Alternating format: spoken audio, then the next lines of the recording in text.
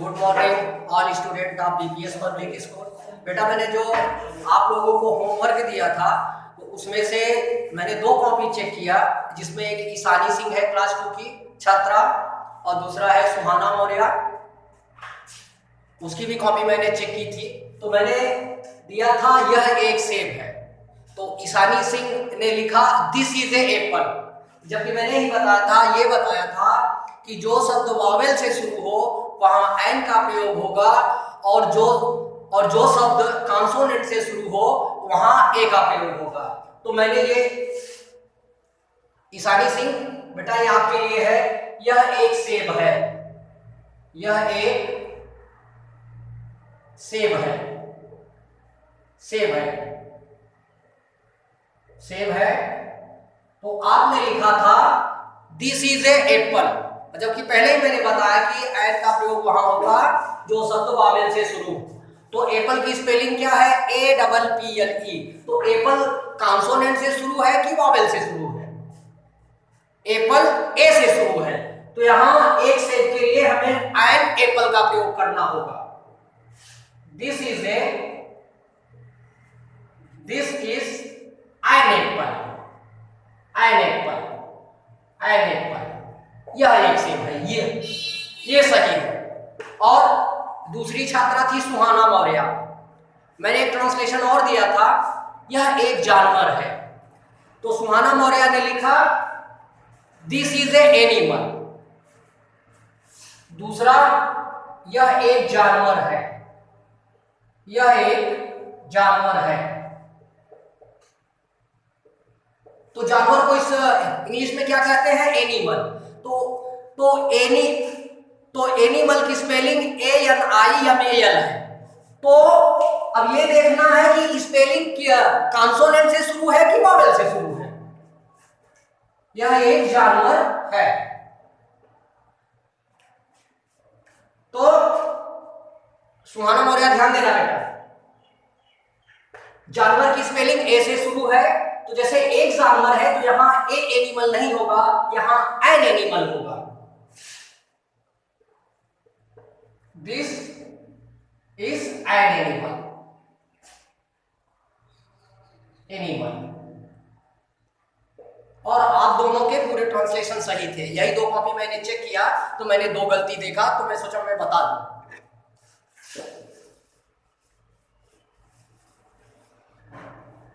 और एक बार मैं पुनः रिपीट कर देता हूं,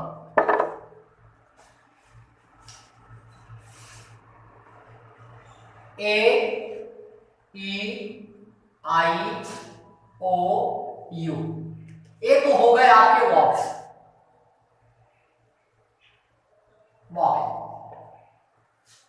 वॉवेल ए से लेकर जेड तक कुल 26 अक्षर होते हैं, 26 लेटर, उनमें ये 5 जो है वॉवेल है और जो शेष बचते हैं वो कॉन्सोनेंट है। तो उदाहरण के लिए पहला उदाहरण मैं दे रहा हूं, जैसे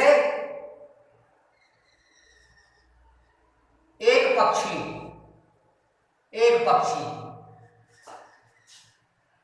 और दूसरा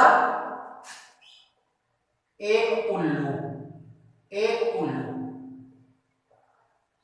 अब आपको यह देखना है कि इंग्लिश में पक्षी को क्या कहते हैं? पक्षी भी कहते हैं और चिड़िया भी कहते हैं।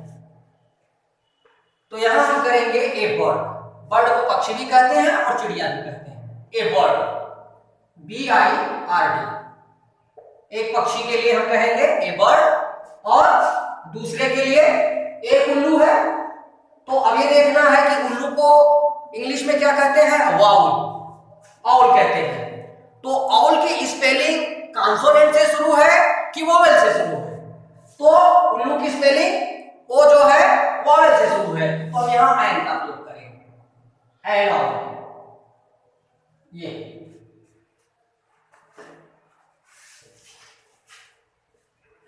बस आपको ये याद करना है कि जो शब्द वावेल से शुरू हो वहां एन का प्रयोग होगा, और जो शब्द कॉन्सोनेंट से शुरू हो वहां ए का प्रयोग होगा। ए मीन्स भी एक होता है, एन मीन्स भी एक होता है। बस ये चीजें अगर आपके ध्यान में रहेंगी तो आप जो है ए और एन का प्रयोग करने में कोई गलती नहीं करेंगे। जैसे चलो एक उदाहरण और देता हूं, जैसे मैंने दिया, यह एक लोमड़ी है, यह एक लोमड़ी है, लोमड़ी है।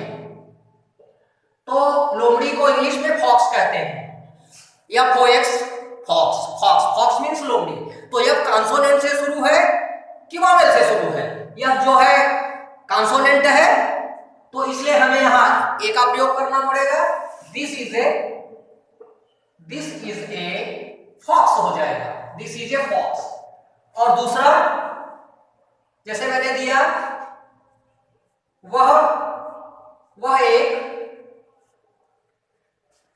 वह एक छाता है, वह एक छाता है।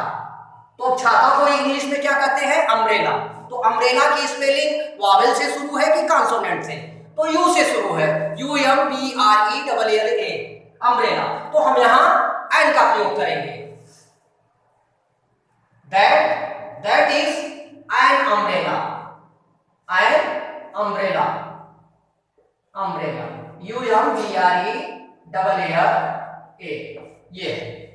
अब मैं आपको होमवर्क देता हूं कि आपको ए और एन का प्रयोग दिस और दैट के साथ करना है। तो कहां एन लगेगा, कहां ए लगेगा, आप होम करके व्हाट्सएप नंबर पे भेजकर या जो भी समस्या हो उसे आप बता सकती हैं, आपकी समस्या का समाधान होगा। तो मैं आपको होमवर्क देता हूं आप लोगों को।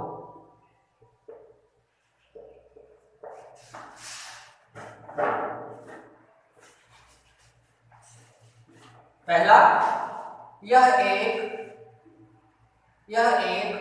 अंडा है,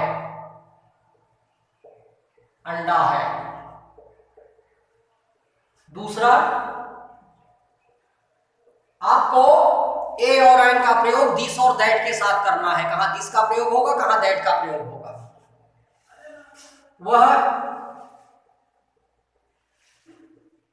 वह एक आदमी है,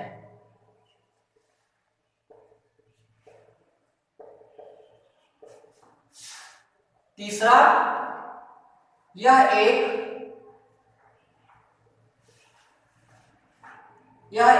जहाज है, यह एक हवाई जहाज है।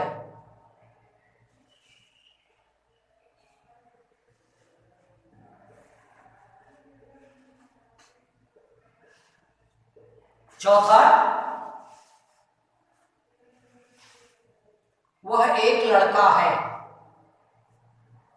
वह एक लड़का है। पांचवा,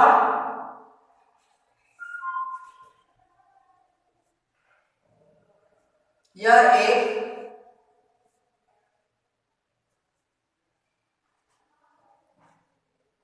औरत, यह एक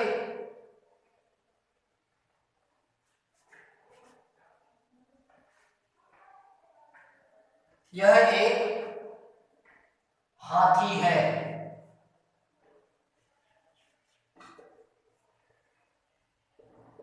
छठवां,